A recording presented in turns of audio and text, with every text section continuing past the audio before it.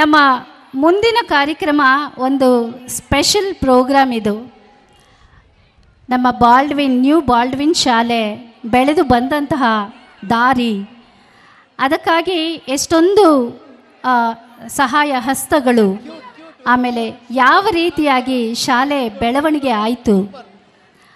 ನಮ್ಮ ಶಾಲೆ ಬಗ್ಗೆ ಈ ಏರಿಯಾದಲ್ಲಿ ನಮ್ಮ ಕೆಲವು ಪೋಷಕರನ್ನು ನಾವು ಸಂದರ್ಶನ ಮಾಡಿದಾಗ ಅವರ ಅಭಿಪ್ರಾಯ ಏನಾಗಿತ್ತು, ಇದೆಲ್ಲವೂ ಸಹ ಈಗೊಂದು ನಲ್ಲಿ ನೋಡ್ತಾ ಇದ್ದೀರಾ ನೀವು. ಒಂದು ವಿಡಿಯೋ ಟ್ರೈಲರ್ ನಿಮಗೋಸ್ಕರ ಈಗ ಅದನ್ನು ಸಿದ್ಧಪಡಿಸಿದ್ದಾರೆ ನಮ್ಮ ಜಯಂತ್ ಗೌಡ ಅವರು.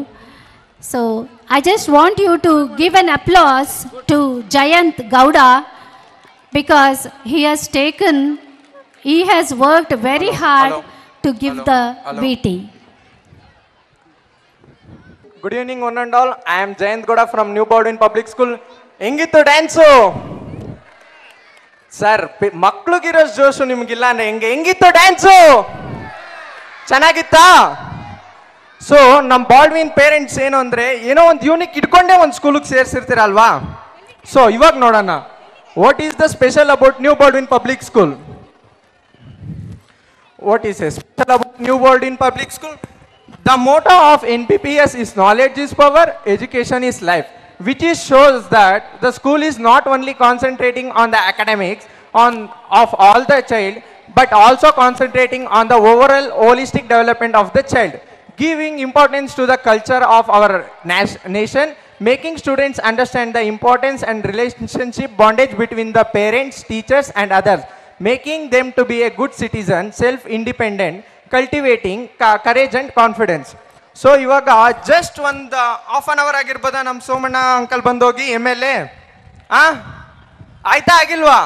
ಸೊ ಅವರು ಒಂದು ಪಾಯಿಂಟ್ನ ತುಂಬ ಹೈಲೈಟ್ ಮಾಡಿ ಹೇಳಿದ್ರು, ಮ್ಯಾಮ್ ಪೇರೆಂಟ್ಸು ಒಬ್ರು 10th ಓದಿದ್ರೆ ಆಗಿನ ಕಾಲದಲ್ಲಿ ಈಗಿನ ಕಾಲದಲ್ಲಿ ಅದು ಡಿಗ್ರಿ ಮಾಡಿದ ಸಮಾನ ಅಂತ. ಸೊ ಅವ್ರೊಂದು ಹೇಳಿದ್ರು ಏನಂದ್ರೆ, ಮಕ್ಕಳನ್ನ ಬರೀ ಟೆಕ್ಸ್ಟ್ ಬುಕ್ಗೆ ನಾವು ಸೀಮಿತ ಮಾಡಬಾರ್ದು. ಟೆಕ್ಸ್ಟ್ ಬುಕ್ ಬಿಟ್ಟಿನೂ ಔಟ್ ಆಫ್ ದ ವರ್ಡ್ ತುಂಬಾ ಇದೆ ನಮಗೆ ಮಾಡಕ್ಕೆ. ಮಕ್ಕಳು ಅದನ್ನ ಮೇನ್ ಕಾನ್ಸಂಟ್ರೇಟ್ ಮಾಡಬೇಕು. ಬರೀ ಬುಕ್ ಅಂದ್ರೆ ಫಸ್ಟ್ ರ್ಯಾಂಕ್ ರಾಜು ಆಗ್ಬಿಡ್ತಾರೆ. ನೋಡಿದೀರಾ ಫಸ್ಟ್ ರ್ಯಾಂಕ್ ರಾಜು ಮೂವಿ? ಅದ್ರಲ್ಲಿ ಹೆಂಗಿರ್ತಾನ ಅವನು, ಬರೀ ಬುಕ್ಕು ಓದು ಅಷ್ಟೇ, ಬೇರೆ ಬಿಟ್ಟು ಜನರಲ್ ನಾಲೆಡ್ಜ್ ಝೀರೋ ಅವನ್ಗೆ. ಬಟ್ ನಮ್ಮ ಮಕ್ಕಳು ಹಂಗಾಗಲ್ಲ. ಬಿಕಾಸ್ ನಾವು ಮಕ್ಳಿಗೆ ಬಾಲ್ಡ್ವಿನಲ್ಲಿ ಏನ್ ಮಾಡ್ತಿದೀವಿ ಅಂದ್ರೆ ಬರೀ ಟೆಕ್ಸ್ಟ್ ಬುಕ್ ಮಾತ್ರ ಸೀಮಿತ ಮಾಡಲ್ಲ, ಅವ್ರನ್ನ ಡ್ಯಾನ್ಸು, ಸ್ಪೀಚು, ಸೆಮಿನಾರ್ಸು. ಸೊ ಅವ್ರಿಗೆ ಕ್ರಿಯೇಟಿವ್ ಆಗಿ ಥಿಂಕಿಂಗ್ ಮಾಡೋದು ಬರಬೇಕು. ಅವ್ರು ಕ್ರಿಯೇಟಿವ್ ಆಗಿ ಯಾವ ಥಿಂಕ್ ಮಾಡ್ತಾರೋ ಅವರು ಸಕ್ಸೀಡ್ ಆಗ್ತಾರೆ ಲೈಫಲ್ಲಿ. ಸುಮ್ಮನೆ ಟೆಕ್ಸ್ಟ್ ಬುಕ್ಕಲ್ಲಿ ಬರ್ದ ಎಕ್ಸಾಮಲ್ಲಿ 95 ಬಂತ ಅದಲ್ಲ. ಈ ಕಾಂಪಿಟೇಟಿವ್ ನಮ್ಮ ವರ್ಲ್ಡಲ್ಲಿ ಮಕ್ಕಳು ಯಾವತ್ತೂ ಹೇಳ್ತೀನಲ್ಲ ತುಂಬ ಕಾನ್ಫಿಡೆನ್ಸ್ ಆಗಿರಬೇಕು. So sir next, what are the other fields where the children can develop in their future? So ಇವಾಗ ಇಲ್ಲೇ ನಿಮಗೆ ಸಣ್ಣದಾಗ ಒಂದು ಡೆಮೋ ತೋರಿಸ್ತೀನಿ ನೋಡಿ.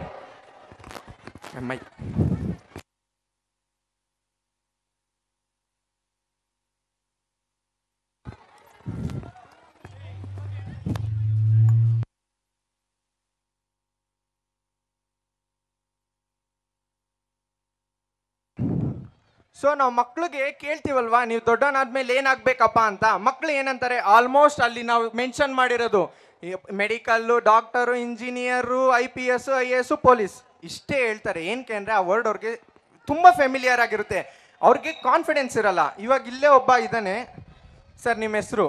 ನಿಂತ್ಕೊಳ್ಳಿ. ಅಕ್ಷಯ್. ಯಾವ ಕ್ಲಾಸಲ್ಲಿ ಓದ್ತಾ ಇದ್ದೀರಾ? ನೀವು ದೊಡ್ಡವರಾದ್ಮೇಲೆ ಏನಾಗಬೇಕು ಅನ್ಕೊಂಡಿದ್ದೀರಾ ಸರ್? ಸೈಂಟಿಸ್ಟ್ ಏನು ಓದ್ಬೇಕು ಅನ್ನೋದು ಏನಾರು ಗೊತ್ತಾ?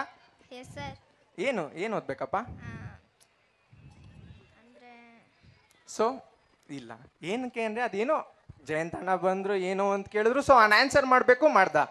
ಸರ್ ಸಂಸ್ಕೃತಿ ಪೇರೆಂಟು ಇದೊಳಿ ಸರ್. ಸೊ ನಿಮ್ಮ ಮಗಳು ಏನಾಗಬೇಕು ಅಂತ ನಿಮ್ಗೆ ಇಷ್ಟ ಸರ್? ಒಳ್ಳೆ ಹೆಣ್ಮಗಳಾದ್ರೆ ಸಾಕು ಸರ್. ಸರ್ ಅಲ್ಲ ಸರ್, ಇವಾಗ ಎಲ್ಲ ಪೇರೆಂಟ್ಗೂ ಅದಿದ್ದೇ ಇರುತ್ತೆ, ನನ್ನ ಮಕ್ಕಳು ಒಳ್ಳೆ ಹೆಸರು ಮಾಡಬೇಕು, ಒಳ್ಳೆ ಏನು ಕಲ್ಚರ್ ಇರಬೇಕು ಅಂತ. ಅದು ಬಿಟ್ಟು ಒಂದಿರುತ್ತೆ, ನನ್ನ ಮಗಳು ಪ್ರೊಫೆಷ್ನಲ್ ಆಗಿ ಏನೋ ಒಂದು ಆಗಬೇಕು ಅಂತ. ನನಗೆ ಆ ಥರ ಆಸೆ ಏನಿಲ್ಲ, ಅವಳ ಆಸೆನ ನಾನು ಈಡೇರಿಸ್ತೇನೆ. ಏನಾಗಬೇಕಂತೆ ಸರ್ ಸಂಸ್ಕೃತಿ? ಅವ್ರು ಡಾಕ್ಟರ್ ಆಗಬೇಕು ಅಂತ ಆಸೆ ಪಡ್ತಾ ಇದ್ದಾಳೆ. ಸೊ ಡಾಕ್ಟರು, ಇನ್ನು ನೆಕ್ಸ್ಟು ನಮ್ಮ ಸ್ಕೂಲಿಂದ ಒಬ್ರು ಡಾಕ್ಟರ್ ರೆಡಿ ಇದ್ದಾರಪ್ಪ. ನೆಕ್ಸ್ಟು ಮ್ಯಾಮ್ ಯಾರು? ಮ್ಯಾಮ್ ರಿಷಾ ಪೇರೆಂಟು ಬನ್ನಿ. ಸೊ ಮ್ಯಾಮ್ ಮ್ಯಾಮ್ ನಿಮ್ಮ ಮಗಳು ಏನಾಗಬೇಕು ಅಂತ ಇಷ್ಟ ಮ್ಯಾಮ್? ಇಬ್ಬರಿಗೂ ಡಾಕ್ಟರ್ ಆಗಬೇಕಂತ ಇದ್ದಾರೆ. ಡಾಕ್ಟರ್. ಸೊ ಡಾಕ್ಟರ್ ಆಗಬೇಕು ಅಂದರೆ ಯಾವ ಸಬ್ಜೆಕ್ಟ್ ಮೇಲೆ ಕಾನ್ಸಂಟ್ರೇಟ್ ಮಾಡಬೇಕು ಮ್ಯಾಮ್? ರಿಷಾ ಅವಳಿಗೆ ಸ್ವಲ್ಪ ಗೈನಿಕ್ ಆಗಬೇಕಂತೆ. Risha will be like normal MBBS. So MBBS. ಇನ್ನೊಬ್ರು ಡಾಕ್ಟರ್ ರೆಡಿಯಪ್ಪ.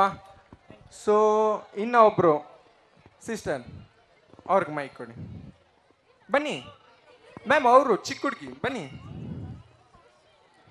ಅವ್ರು ತುಂಬ ಭಯ ಪಡ್ತಿದ್ದಾರೆ, ಸ್ಟೇಜ್ ಫಿಯರು. ಓಕೆ, ಇಲ್ಲೊಬ್ರು ಇದ್ದಾರೆ, ಚಿಕ್ಕ ಮಗು ಪಾಪ. ಏನಾಗಬೇಕು ಮೇಡಮ್?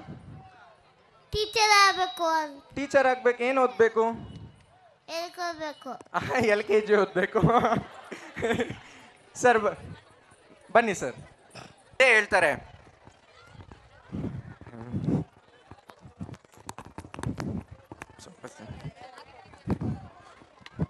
ಸೊ ಇವಾಗ ನಾವು ನೋಡಿದ್ವಿ ಮ್ಯಾಮ್, ಪೇರೆಂಟ್ಸ್ಗೂ ಏನೇ ಅಂದರೆ ಅದು ನಮ್ಮ ತಪ್ಪು ಅಂತ ಹೇಳೋಕ್ಕಾಗಲ್ಲ. ಬಿಕಾಸ್ ಪೇರೆಂಟ್ಸ್ಗೊಂದು ಆಸೆ ಇರುತ್ತೆ, ನಾನು ಓದಿಲ್ಲಪ್ಪ, ನನ್ನ ಮಕ್ಕಳು ಓದಬೇಕು, ನನ್ನ ಮಗಳು ಓದಬೇಕು, ನನ್ನ ಮಗ ಓದಬೇಕು ಅಂತ. ಇವಾಗ ನಾವು ಕ್ರೌಡಲ್ಲಿ ನೀವೇ ಕೇಳಿಸ್ಕೊಂಡ್ರಿ ಅಲ್ವಾ, ಎಲ್ಲರೂ ಕರೆಕ್ಟಾಗಿ ಆನ್ಸರ್ ಮಾಡಿದ್ರಾ? ನಾವು ಒಂದು ನೋಡಿದ್ವಿ, ಯಾರಿಗೂ ಅಷ್ಟು ಕಾನ್ಫಿಡೆನ್ಸ್ ಇಲ್ಲ ಮಾತಾಡೋಕ್ಕೆ. ಇನ್ನೊಂದು, ಅವ್ರು ಓದಬೇಕು, ಡಾಕ್ಟರ್ ಓದಬೇಕು ಅಂದ್ಕೊಂಡಿದ್ದಾರೆ, ಯಾವ ಸಬ್ಜೆಕ್ಟ್ ಮೇಲೆ ಕಾನ್ಸಂಟ್ರೇಟ್ ಮಾಡಬೇಕು ಅನ್ನೋದೇ ಅವ್ರಿಗೆ ಗೊತ್ತಿಲ್ಲ. ಸುಮ್ಮನೆ ಏನೋ ಎಲ್ಲರೂ ಫೆಮಿಲಿಯರ್ ವರ್ಡ್ನ ಸುಮ್ಮನೆ ಹೇಳ್ತಾರೆ. Sir slide. Good morning, students. Good morning. Now I can hear everyone's voice. Okay, my name is Naveen. I have around 15 years of work experience in education field. I used to do, career counseling for 10th, 12th and degree students. Okay, so today we are going to speak about the career opportunities what and all available after your 10th standard and 12th standard. Okay, so let me ask you the basic question. To go to engineering college or to choose engineering profession, so what course you have to complete first? Now you're in 10th standard, correct? After that you need to go to 12th standard, correct? After that only you can choose your engineering, correct, right? Correct alva? So okay, so ಈಗ ನೀವು second PUC ನ ಯಾವ ಕೋರ್ಸ್ನ ನೀವು ತಗೊಂಡ್ರೆ engineering ನಿಮಗೆ help ಆಗುತ್ತೆ? Science. ಆಮೇಲೆ ಸೈನ್ಸಲ್ಲಿ ಯಾವ ಕಾಂಬಿನೇಷನ್? PCMC ನ, PCMB ನ?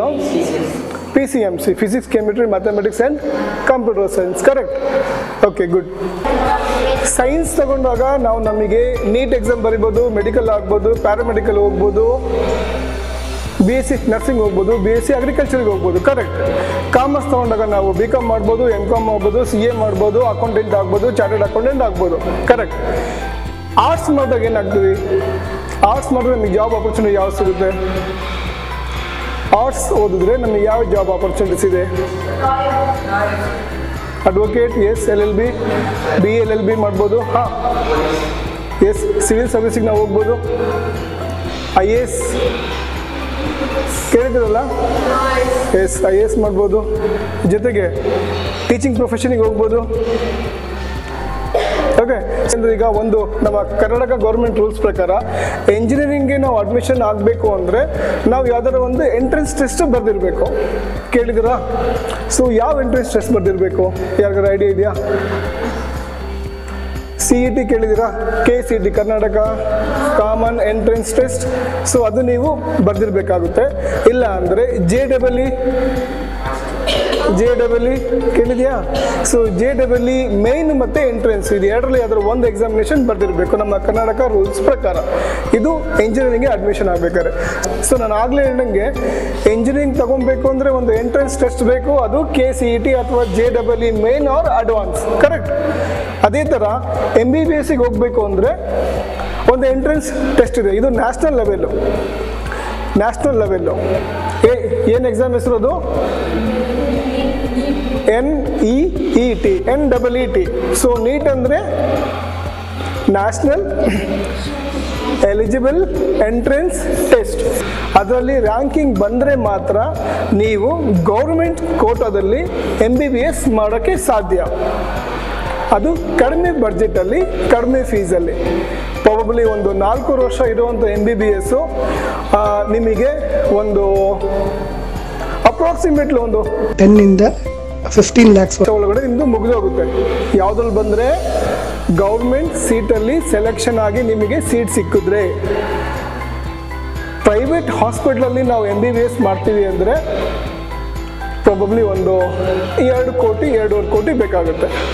MBBS 4.5 ವರ್ಷದ ನೀವು ಮುಗಿಸೋ ಹೊತ್ತಿಗೆ. ಓಕೆ, ಸೊ ಇವಾಗ ನಾವು ಒಂದು VT ನೋಡಿದ್ವಿ. ಎಷ್ಟು ಜನಕ್ಕೆ ಅರ್ಥ ಆಯ್ತು? ಓಕೆ, ಇವಾಗ ಪ್ರೋಗ್ರಾಮ್ ನೋಡೋ ಏನು ಕುತೂಹಲದಲ್ಲಿ ಇರ್ತೀರಾ, ಏನಪ್ಪ ಜಯಂತ್ ಬಂದೇನೋ ಹೇಳ್ತಾ ಇದ್ದಾನೆ. ಮ್ಯಾಮ್, ಇದು ತುಂಬ ಇಂಪಾರ್ಟೆಂಟ್ ಮಕ್ಳಿಗೆ. ಏಕೆಂದರೆ ಪೇರೆಂಟ್ಗೂ ಗೊತ್ತಿರಬೇಕು ಮಕ್ಳಿಗೆ. ಅವರು ಓಕೆ, ಸ್ಕೂಲಲ್ಲಿ ನಾವು ಕೌನ್ಸಿಲಿಂಗ್ ಮಾಡ್ತೀವಿ. ಇದು ನವೀನ್ ಸರ್ ಅಂದ್ಬಿಟ್ಟು ತುಂಬ ಚೆನ್ನಾಗಿ ಕೌನ್ಸಿಲಿಂಗ್ ಮಾಡಿದ್ದಾರೆ. ಇದು ಫುಲ್ ವಿಡಿಯೋ ಬಂದು 44 ಮಿನಿಟ್ಸ್ ಇದೆ. ನಾವಿಲ್ಲಿ ಪ್ಲೇ ಮಾಡೋಕ್ಕಾಗಲ್ಲ ಅಂತ ಮಾತ್ರ ಒಂದು ಬಿಟ್ಟು ಹಾಕಿದ್ವಿ. ಎಲ್ಲರೂ ಆ ವಿಡಿಯೋ ತುಂಬ ವಾಚ್ ಮಾಡಿ. ಬಿಕಾಸ್ ಅದರಲ್ಲಿ ನಿಮ್ಮ ಮಕ್ಕಳು ಏನಾಗಬೇಕು ಅಂದರೆ ಬೇಸಿಕ್ ಲೆವೆಲಿಂದ 10th ಆದಮೇಲೆ ವಾಟ್ ನೆಕ್ಸ್ಟ್, 10th ಆದಮೇಲೆ ಏನು ಓದಬೇಕು, PU ಆದಮೇಲೆ ಏನು ಓದಬೇಕು, ಯಾವ ಸಬ್ಜೆಕ್ಟ್ ಮೇಲೆ ತುಂಬ ಕಾನ್ಸಂಟ್ರೇಟ್ ಮಾಡಬೇಕು, ಆಮೇಲೆ ಯಾವ ಸಬ್ಜೆಕ್ಟ್ ಕಾನ್ಸಂಟ್ರೇಟ್ ಮಾಡ್ತಿರ್ತಾರಲ್ಲ ಅದರಲ್ಲಿ ಕಟ್ ಆಫ್ ಎಷ್ಟಿದೆ, ತುಂಬ ಹೆಲ್ಪ್ ಆಗುತ್ತೆ ಮ್ಯಾಮ್. ಪೇರೆಂಟ್ಸ್ ಮಕ್ಕಳ ಜೊತೆ ಪೇರೆಂಟ್ಸು ಕುತ್ಕೊಂಡು ನೋಡಿ. 44 ಮಿನಿಟ್ಸ್ ನಿಮ್ಮ ಇದೊಂದು ವೀಡಿಯೋಗೆ ಸ್ಪೇರ್ ಮಾಡಿದ್ರೆ ಹೇಳ್ತೀನಲ್ಲ, ನೀವು ತುಂಬ ಎಜುಕೇಟೆಡ್ ಆಗ್ತೀರಾ, ನೀವು ಬೇರೆಯವ್ರಿಗೆ ಹೇಳ್ಬೋದು.